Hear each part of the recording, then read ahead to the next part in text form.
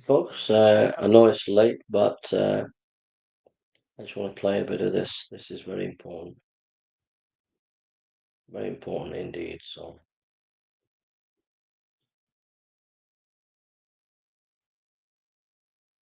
um, in a way to threaten the cohesion and the culture in many ways, the entire culture and political existence of the West, not just the UK, but the whole of the Western world, and their primary. so what's he talking about? This is a former army colonial.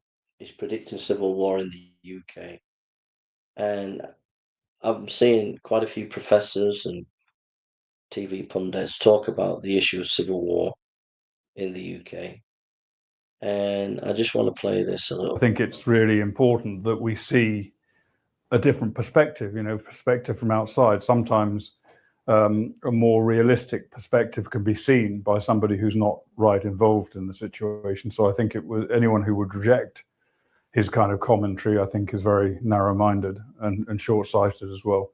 But the primary face, I think, apart from external threats from different countries around the world, the primary threat we face is from an alliance, effectively, of the hard left and Islamist extremists, who have kind of, together with various other causes, have come together in a way to threaten the cohesion and the culture in many ways, the entire culture and political existence of the West, not just the UK, but the whole of the Western world. And their primary kind of rallying point for that at the moment is Gaza. And that's not because they particularly care about Gaza. I'm sure that most of them don't care anything about Gaza. Many don't know from which river to which sea, for example. No, I've spoken to many people and asked them about that very subject, and they don't have a clue. And if you talk, I've spoken to students about what they mean by when they talk about Israel committing genocide, and they don't know what genocide means. They say, "Oh, it means Israeli soldiers killing Hamas or whatever." You can't explain. They don't understand it. They don't care about it. If they cared about, let's say, about Muslims being killed, or just ordinary people dying around the world, they would focus on far more deadly conflicts than we see in Gaza. But Gaza is the rallying point, the anti-Western rallying point, and those people who want to see Palestine freed from the river to the sea, as they put it, what they really mean is they want the downfall of the West, and they work to that end. And I think that's our primary threat that we face today. And it's not just about protests on the streets. So he's saying that to the river to the sea. This is something that it really hit home to me uh, a couple of weeks ago. He's saying that this Gaza protest that we're seeing in the UK and that we see in the West, it's not just about Gaza. It's about the far left and Islamicist wanting the downthrow of the West. So to this river to the sea is part of a strategy to bring the West down, to destroy the West and to destroy Britain. And you might think that's far fetched or extreme, but when I was at Speaker's Corner a couple of weeks ago, there was a African chap, and he was flying an English flag, and he was on some step ladders. He was flying the English flag, and an Islamicist jumped behind him on a fence. So he was standing over on the fence higher than the guy who's on the step ladder, and he pushed this African guy off, and he tried to grab the flag and throw it on the floor, the English flag. And then what I noticed was that this Islamicist then was given a Palestinian flag and he was flying it. And it really struck home to me what he was doing.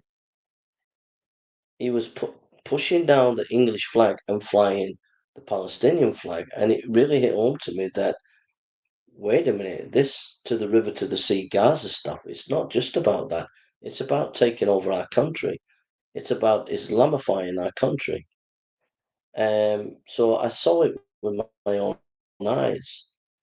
And what this colonial uh, uh, officer who was in the army, he's spot on. And now what he says is very It's interesting. far more insidious than that, and the whole agenda has infiltrated our universities, our international institutes that affect the UK, like the United Nations, etc., the EU, and our pretty much our entire system of government and national institutions like schools. All of these areas have been infiltrated by this movement over many years. And the important thing to remember, I think, is that this is not just a spontaneous protest movement or political warfare campaign.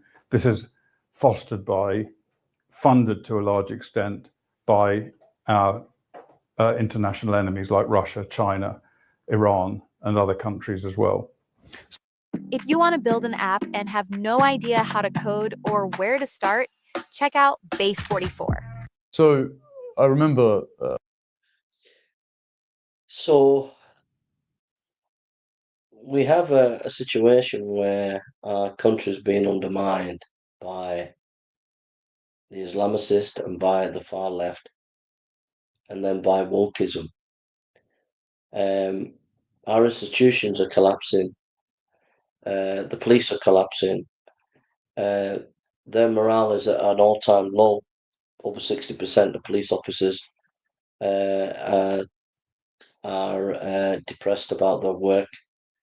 There are countless police officers leaving the police, and our institutions are collapsing before our very eyes.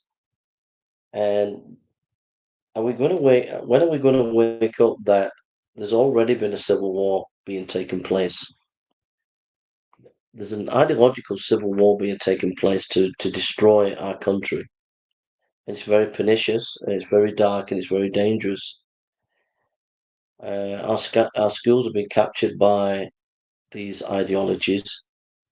Our political institutions are absolutely corrupt.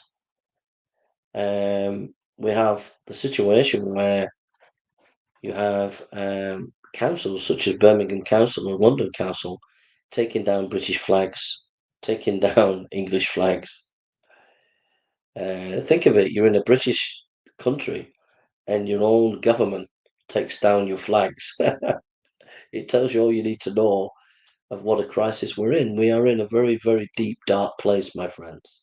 Correct me if I'm wrong, but you were head of Cobra for a little while, and I won't ask you to violate the Official Secrets Act, but I, as a layman, just sort of reporting on these things from the outside, I scratch my head when the problem seems so obvious. Palestine is the omnicause for a alliance of co-belligerence between eco-zealots, communists, and Islamists who are using them as useful idiots. And lots of those Islamist groups are ostensibly idea laundries for the Muslim Brotherhood. You know, back in 2015, there was a report saying that the likes of the Muslim Council of Britain, the Muslim Association of Britain, had been in some part co-founded by the Muslim Brotherhood. But the Cameron government always shied away from just banning them outright, as lots of even Muslim countries have done, like Jordan and Egypt and the Emiratis.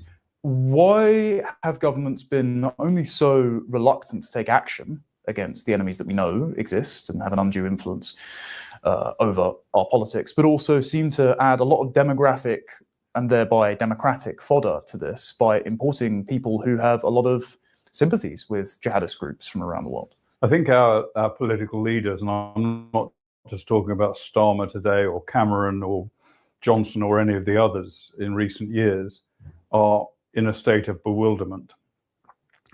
They're like rabbits in the headlight, if you know what I mean.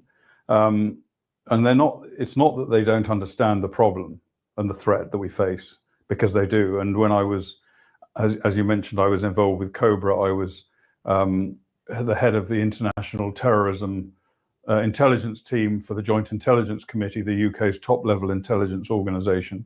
And I was involved in briefing prime ministers and cabinet ministers on these threats. They understand them. They understand them fully. But the problem is that they don't know what to do about it. They really don't. And I think for most politicians, not being critical of any specific politician, but for most politicians, their horizon is 4 years. They want to keep a state of equilibrium for that time.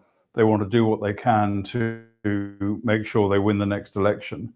They don't want to take the kind of radical action that might be necessary to address these sort of problems. They really don't want to do that. And the other consideration they have is that, and particularly with Keir Starmer today, is that the Labour Party is so reliant on the hard left and on the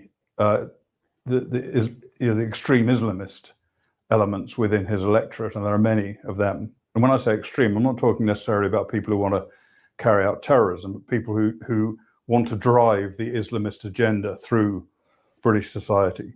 And Starmer depends so heavily on them. And what can he do about it? The way he sees of dealing with it is to appease them. And really, the Starmer Labour Party is the Jeremy Corbyn Labour Party. It hasn't changed. It's got a new coat of paint. Starmer, who tried to get Corbyn elected Prime Minister when he was on Corbyn's front bench, pretends that it's a different party today. It isn't a different party. It's the same party with pretty much the same agendas behind it, fundamental agendas behind it among its supporters. And the last thing he can afford to do, given the other political pressures on him today, not only with the economy, with the need, for example, to significantly boost. So there we have it. So I keep saying this, we're heading for a crisis. We're heading for a time of revolution. We're heading for a time of civil war. That's what he's saying. And the reason is the governments that are coming, they're not addressing the issue. And the issue is the alliance of the far left, communist, the woke, and also the Islamicists.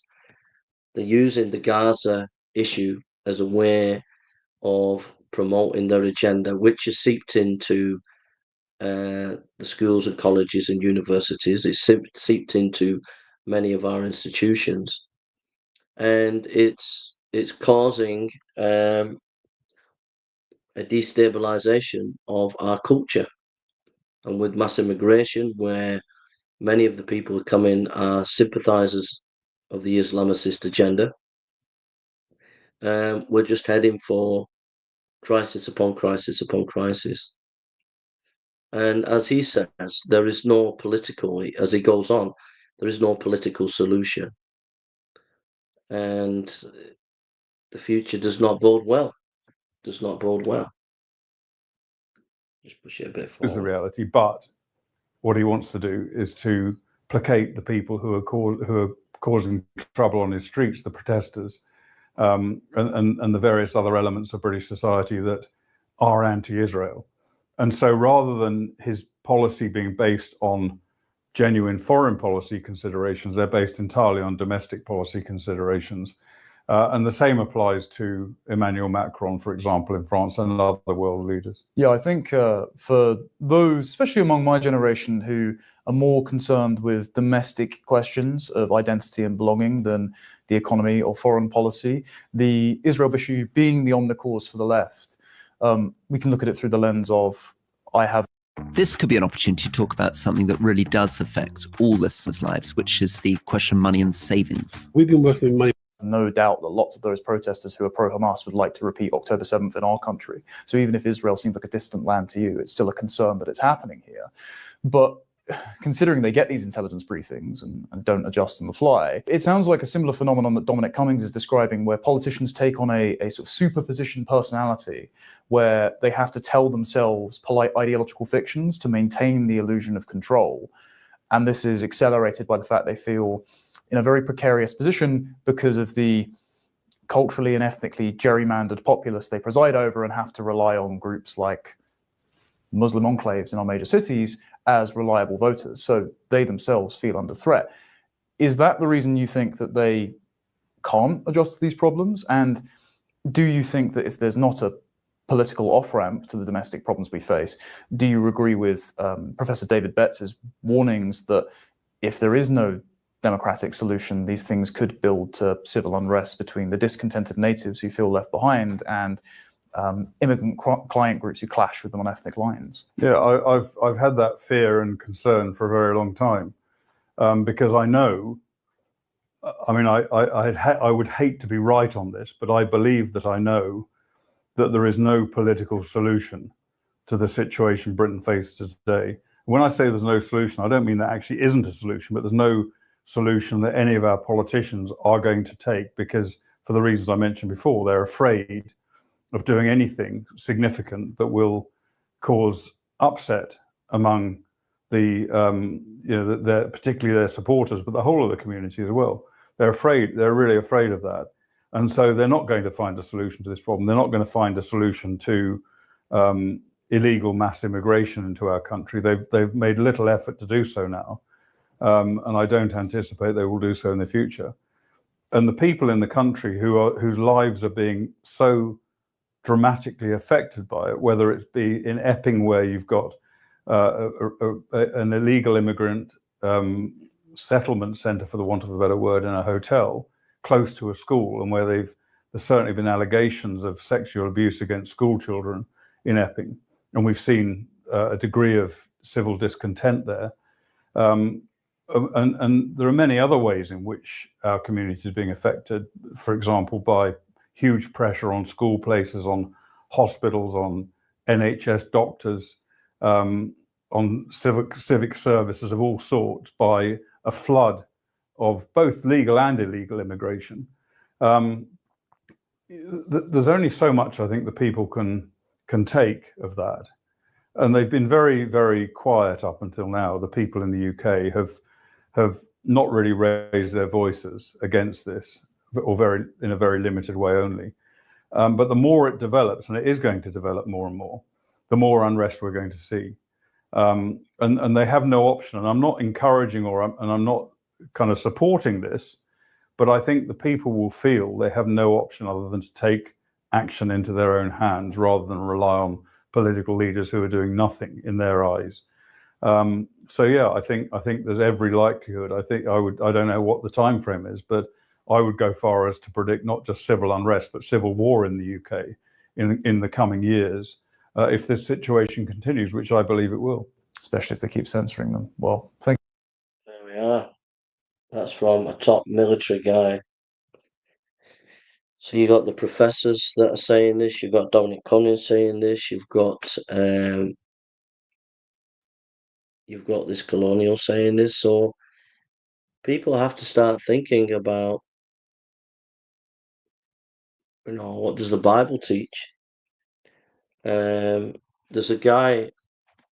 What's his name?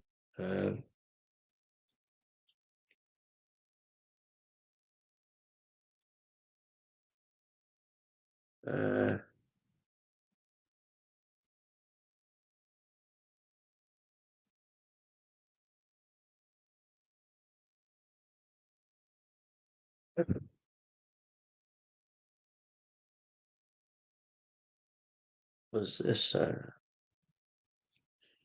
It's something we got to think about for the future.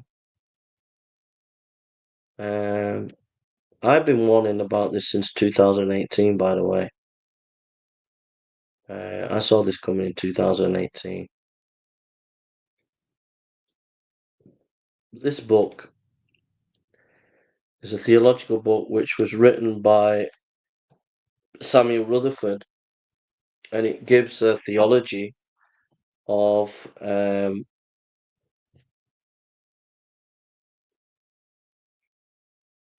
when governments break down and the civil war. It gives a theology about those issues, and it's something that we have to start thinking about. I'll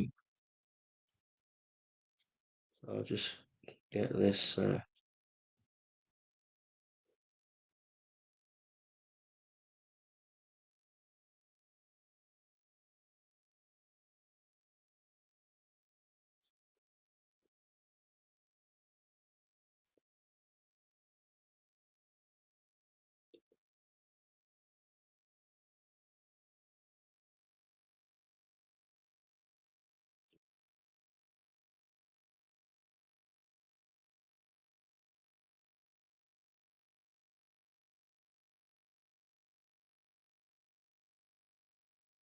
So Lex Rex, The Law is King by Samuel Rutherford was first published in 1644. It's a foundational work on political philosophy and theology. It was written during the English Civil War to argue against the divine right of kings and to defend the idea of limited monarchy and resistance to tyranny. The context is during the Civil War, defending the Presbyterian cause and constitutional limitation on monarch. Rutherford develops his argument, talks about government is not natural or divinely inherited by kings. Political power originates from God through the people, not directly to kings. He says that the law is above the king. The king is subject to God's law and natural law. Kings do not have absolute authority, popular sovereignty. The people are the origin of political power. The community chooses and consents to the ruler. The nature and limits of authority, covenantal nature of kingship. Kings rule by a covenant between them and the people. Violating the covenant violates legitimacy. The king as a trustee, the king has a duty to govern justly and lawfully. Tyranny is a breach of trust. Distinction between the office and the person. Respect is due to the office, but the person can be held accountable. Resistance to tyranny, the right of resistance. People and inferior magistrates may resist a tyrannical king. Resistance must be lawful and defensive, not anarchic. Limits to resistance. Resistance must aim to restore justice, not abolish government. Killing of tyrants. Under certain conditions, a tyrant may be lawfully opposed or deposed. There is a difference between resisting unjust laws and rebelling. Biblical and theological justification, scriptural arguments. Examine biblical examples, Saul, David, Jeroboam, to argue for a conditional kingship. God's law is higher than any human authority. Rejection of divine right theory refutes the notion that kings are answerable only to God. Practical implications of civil government, constitutionalism, the importance of checks and balances in government, advocates for the rule of law over the rule of man. Role of magistrates and parliament. Inferior magistrates, e.g. parliament, have a duty to restrain tyrannical rulers. Supports Presbyterian political theory or collective authority. Reformation and Revolution encourages lawful reform of unjust rule, aligns with the broader Reformation resistance theory. Conclusion.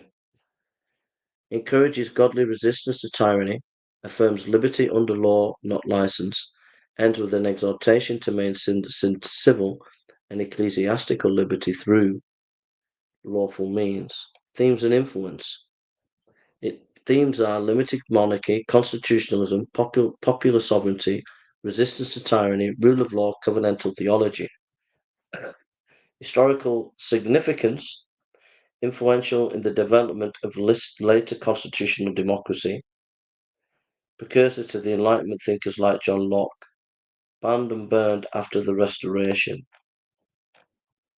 So you can download the book at Monergism, and that will give you some theological reflection on how to resist tyranny, why you can resist tyranny. And to be honest, we have moved into a time of tyranny. The British government have become communist, pushing down free speech, and they do want to bring Islamophobia in, which is, to be honest, is a declaration of civil war. It's an attack upon our British way of life. We are in a very, very dark situation, and people need to start thinking about what is our response to this tyranny and to this crisis that they're bringing us into, at a point where people are starting to think about civil war. We have to start thinking about, well, what does the Bible teach and how do we respond? If there is a civil war, how do we prepare? How do we navigate that? What do we do? It's coming. The colonial said it's coming. He doesn't want it to come, but it is coming. It's inevitable. The trajectory, the way things are going, Reform UK will not be able to change the trajectory that we're on, which is an out-and-out destruction of the British life. And this is not only in Britain, but the whole of the West. And if we don't wake up and if we don't start to think this through and strategize and plan and have a good theological foundation for this situation, and if we don't prepare ourselves, we're going to find that we're going to live under a Stalinist situation, which we won't be able to get out of. And this colonial has warned us. But there are others who are saying it. Dominic Cummings, various professors, and yeah. So why have I done this video? I've done it to prepare people, to help people to think about preparing for those days. It's not something we want, it's not something I want, but it's something that the way that things are going, that's the way it's going. And we're not prepared. People are not prepared. People have not thought this through. You can't pull down tyranny just because you want to rebel. It has to be done because you want to restore justice. That's what Samuel Rutherford's saying. You know? Okay. God bless you, and please think about these things, pray about these things, study the scripture, and but don't have your head in the sand. This colonial is absolutely on point what he's saying.